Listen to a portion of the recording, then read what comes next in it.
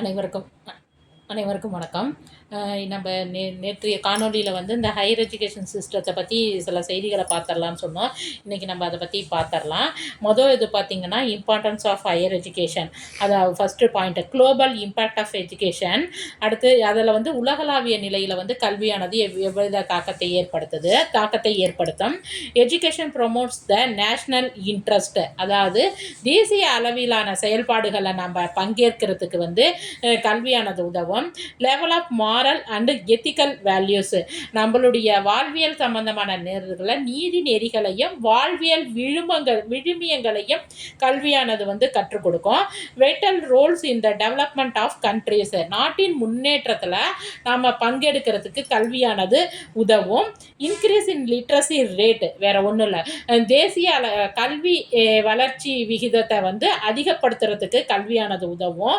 Freshness of approach, எந்த ஒரு செயலையும் நம்ம ஒரு புது நோக்கில் அணுகிறதுக்கு கல்வியானது உதவும்.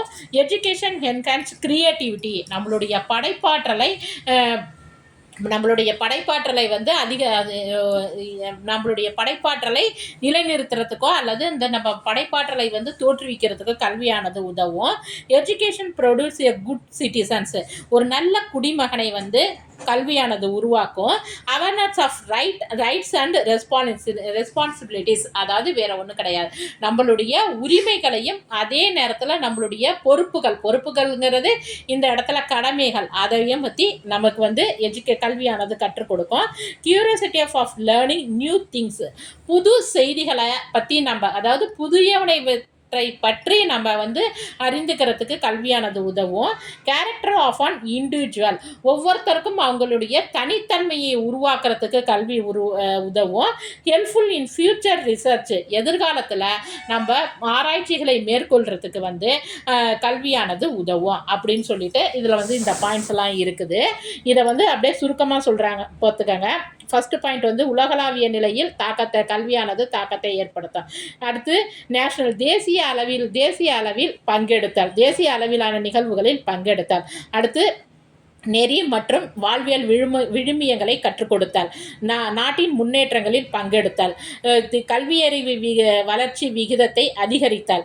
அடுத்து புதிய அணுகுமுறையை கற்பித்தல்.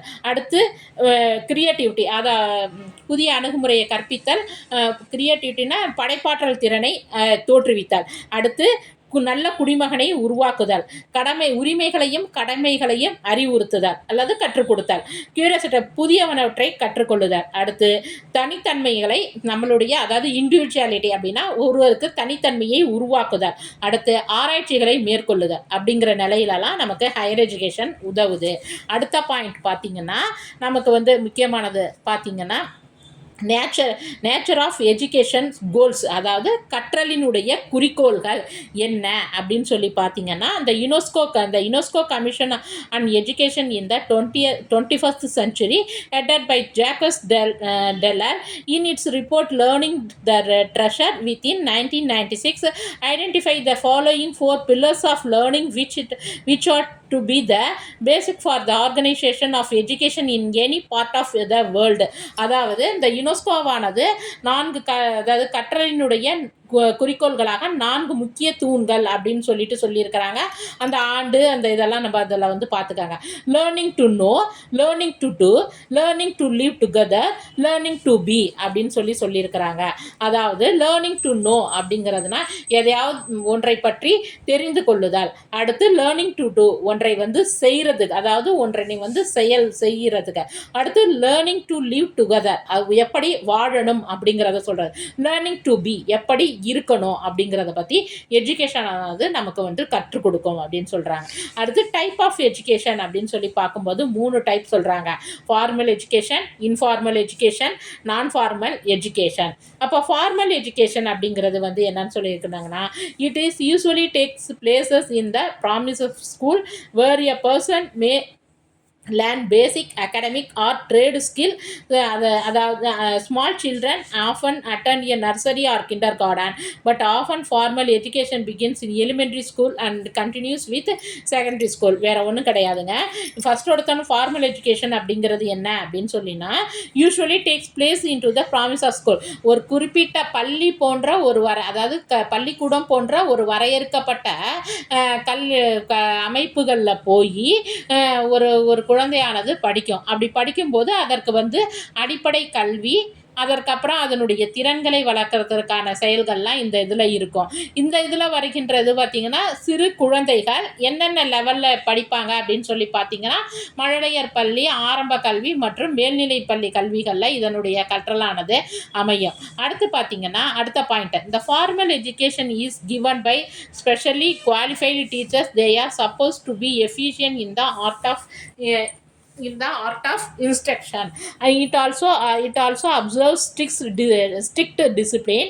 The student and the teacher both are aware of the facts and engage themselves in the process of education. வேற ஒன்றும் கிடையாது. இதில் 3 முக்கிய பாயிண்ட்.